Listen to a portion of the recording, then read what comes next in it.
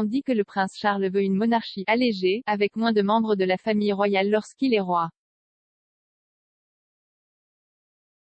En tant que souverain, il aura le pouvoir de retirer les titres du prince Harry d'un coup, a expliqué un constitutionnaliste.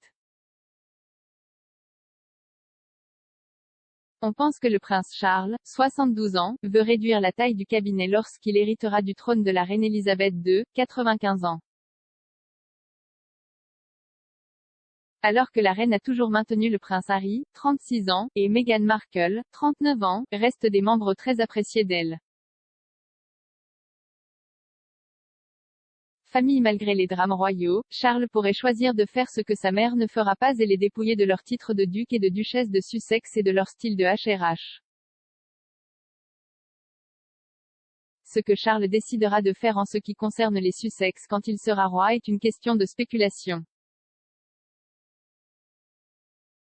Mais selon un constitutionnaliste, il aura le pouvoir de faire de son fils le simple Henri, d'un seul coup. Discutant de l'avenir des titres de Meghan et Harry, l'universitaire Ian McMartin a déclaré à Express. Co.uk, en ce qui concerne les styles et les titres, la reine est libre de dépouiller quiconque de tout titre royal et péri.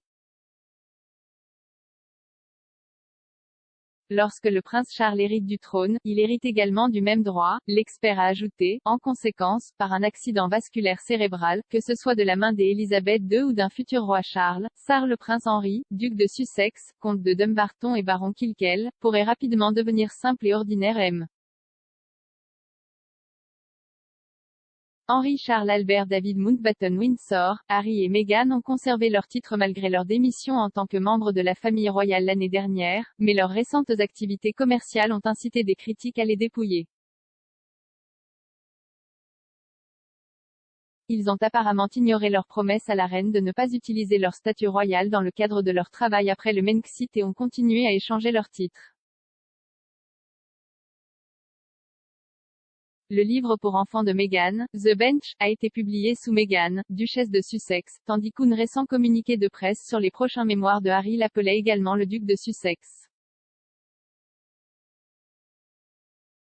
Non seulement le couple a utilisé son statut royal à son avantage, mais il l'a fait en tirant des coups de feu sur l'institution.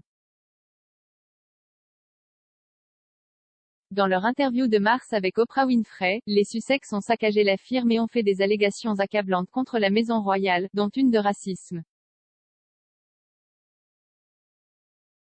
Mais malgré leurs attaques, qui, selon la reine, seraient traitées par la famille en privé, ils continuent d'utiliser leur titre de duc et de duchesse de Sussex. Charles peut choisir de laisser le titre de Harry intact en raison du souvenir durable de la princesse Diana déchue de son statut royal à la suite de leur divorce. Monsieur McMartin a ajouté, une chose peut cependant être gardée à l'esprit, la destitution officielle de Sarah de Diana, princesse de Galles, après son divorce, a été considérée comme un acte mesquin et méchant et non comme un acte qui serait activement recherché à être répété. Harry a conservé sa place de 6e sur le trône et ne peut être retiré de la ligne de succession sans une loi du Parlement, a expliqué M. McMartin. Il a ajouté, sur la question de retirer le prince Harry et ses héritiers de la ligne de succession, seul le Parlement, par une loi du Parlement, peut modifier la succession telle qu'elle est actuellement prévue par la loi.